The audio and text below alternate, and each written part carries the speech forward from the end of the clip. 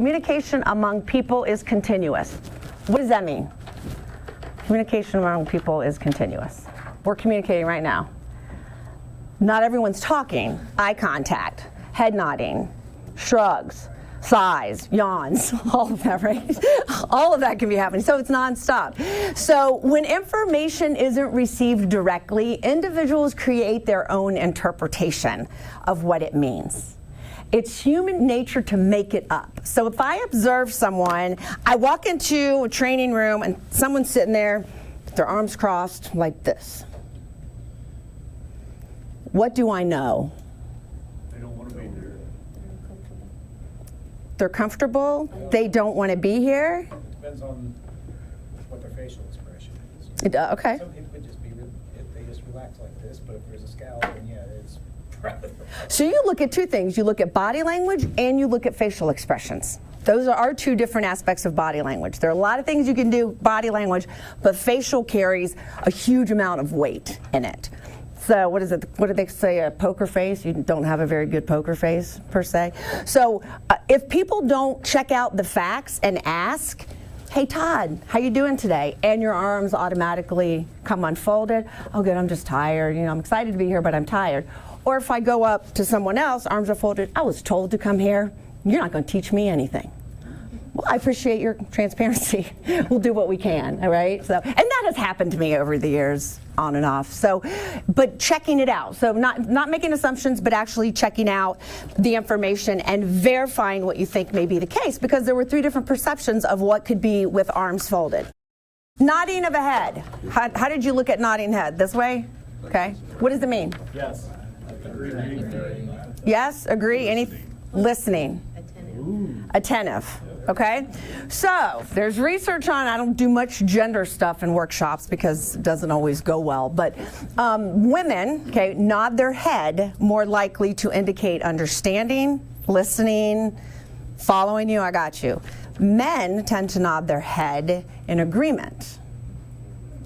So, knowing those differences exist, and I pay a lot of attention to this when I'm in meetings and looking around the room, and I've noticed this. Men typically don't do this as much, and speaking to large audiences, I see a lot of women doing this. So even though the data out there supports that, I've actually done informal observations too, and that's what I see. So sometimes I'll be like, can you just keep your head still, Brenda, for a second? It's not that difficult, right?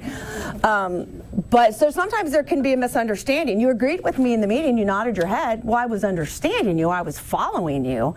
I didn't agree with what you were saying, but I heard you. Right? So a little bit of a difference. So make sure you acknowledge what the nod means if you're taking it as a commitment. So the idea behind this is to ask for clarification if you're concerned about the I look at wrinkled foreheads. When I'm teaching or talking, if somebody goes like this, I'm like, maybe I haven't been very clear. What are you thinking about the information right now? And then I don't necessarily call people out, but if I see a couple of them, I'm like, okay, obviously the problem is with me. So I need to clarify what the message was that I was sending. So I'm sending a message. Let's say I'm having a one-on-one conversation with Trevor, and I'm talking. Who is most responsible for making sure the conversation we have is understood? Me, the sender, or him, the receiver? It's like pretty equal. I could just space out and it wouldn't even matter. Okay, all right, so it is equal. So I have 100% responsibility for making sure I craft a message that I think Trevor will understand, that makes sense.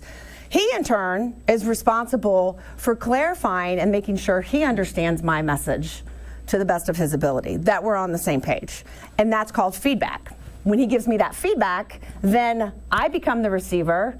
I have to make sure I'm understanding his message, and then I give him feedback. So it's an ongoing cycle. In the meantime, there's a lot of other stuff going on. There can be noise in the background, and I don't necessarily mean noise you hear. Could be noise in your head. Could be Trevor and I had an argument yesterday, and I'm having this conversation with him, but I'm trying to see if he's still mad at me, right? So this is noise that can take place in my head, as well as people walking back and forth. So there are different things going on based on language, terminology, understanding.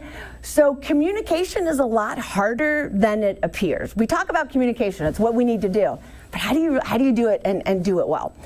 So this is a research study that was done decades ago, but when people are communicating about something that they are emotional about, have attitudes toward, or strong feelings, it tends not to be data.